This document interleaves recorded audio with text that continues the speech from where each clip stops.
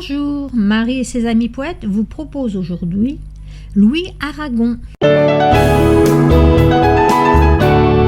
Et voici maintenant le vieil homme, moi qui n'ai jamais pu me faire à mon visage, que m'importe traîner dans la clarté des cieux. Les coutures, les traits et les taches de l'âge, mais lire les journaux demande d'autres yeux. Comment courir avec ce cœur qui bat trop vite? Que s'est-il donc passé? La vie, et je suis vieux. Tout pèse, l'ombre augmente au geste qu'elle imite. Le monde extérieur se fait plus exigeant. Chaque jour, autrement, je connais mes limites. Je me sens étranger, toujours parmi les gens. J'entends mal, je perds l'intérêt à tant de choses. Le jour n'a plus pour moi ses doux reflets changeants. Le printemps qui revient est sans métamorphose. Il ne m'apporte plus la lourdeur des lilas. Je crois me souvenir lorsque je sens les roses. Je ne tiens plus jamais entre mes bras la mer qui se ruait et me roulait d'écume, jusqu'à ce qu'à la fin, tous les deux fusions, lasses, voici déjà beau temps, que je n'ai plus coutume de défier la neige et gravir les sommets, dans l'éblouissement du soleil et des brumes. Même comme autrefois, je ne puis plus jamais partir dans les chemins devant moi pour des heures, sans calculer ce que revenir me permet. Revenir, c'est pas si vont vers d'autres demeures. Je ne reprendrai pas les sentiers parcourus. Dieu merci, le repos de l'homme, c'est qu'il meurt. Et le sillon jamais ne revoit la charrue. On se fait lentement à cette paix profonde. Elle avance vers vous comme l'eau d'une crue. Elle monte, en vous, elle féconde, chaque minute. Elle fait à tout ce lointain, amer et merveilleux comme la fin du monde. Et de la sentir proche et plus frais qu'au matin, avant l'épanouissement de la lumière, le parfum de l'étoile en dernier qui s'éteint.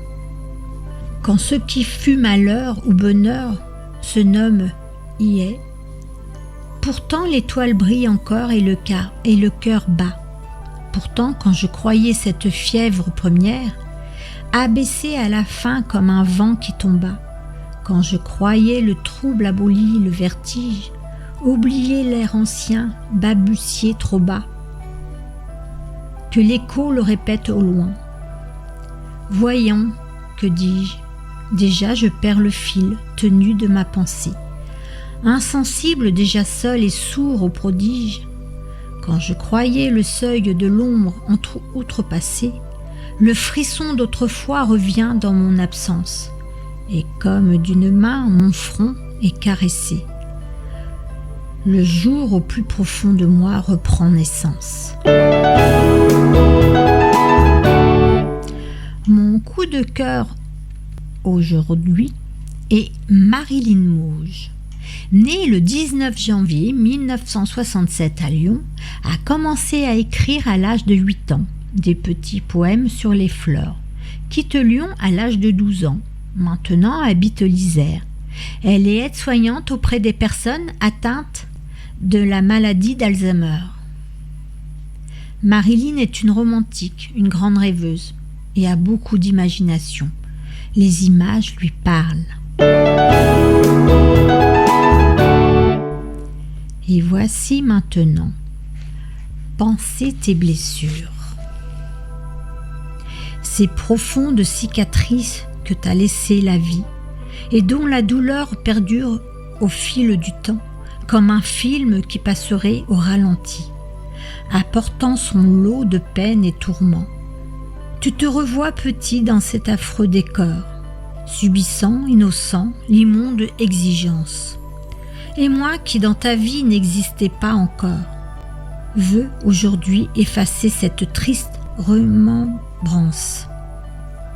Je serai ton réconfort, ton soutien, ton rempart, la douce chaleur réchauffant tes nuits si froides, l'apaisement des insomnies que te cause la mémoire quand dans les ténèbres ces démons tu croises, la caresse de mon regard scrutant le fond de tes yeux, le plus doux des baisers sur le grain de ta peau, l'enchantement d'un rire, du murmurant joyeux, que le cauchemar est fini et que tu peux vivre à nouveau dans l'osmose de nos deux âmes sensibles, formant la symbiose d'une mélodie virtuose.